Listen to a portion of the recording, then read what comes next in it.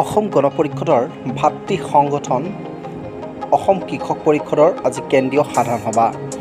ৰাজ্যৰ বিভিন্ন প্ৰান্তৰ পৰা কৃষক পৰিষদৰ নেতৃবৰ্গ আহি উপস্থিত হ'ল আমবাৰীত অসম গণ পৰিষদৰ মুখ্য কাৰ্যালয়ত।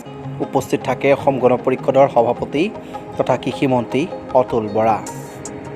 এই সাধাৰণ সভাতেই ৰাজ্যৰ বিভিন্ন প্ৰান্তৰ কৃষকে নিজা উৎপাদিত সামগ্ৰী প্ৰদান কৰিলে কৃষিমন্ত্ৰী অতুল বৰাক। ইয়াৰ পিছত ধুবুৰী জিলা, ইয়াৰ পিছত আমাৰ বড়ো ভাইসকলে আনিছে আমাৰ লোহিত বড়োৰ নেতৃত্বত।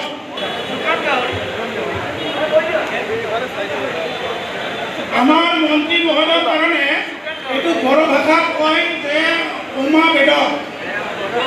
অমাবেদ কুমাৰ বৰা ডাঙৰীয়াই এখন গামোচাৰে আদৰণি জনাব আমাৰ সন্মানীয় সভাপতি কৃষিমন্ত্ৰী ডাঙৰীয়া। মৰিগাঁও লেট হৈছে।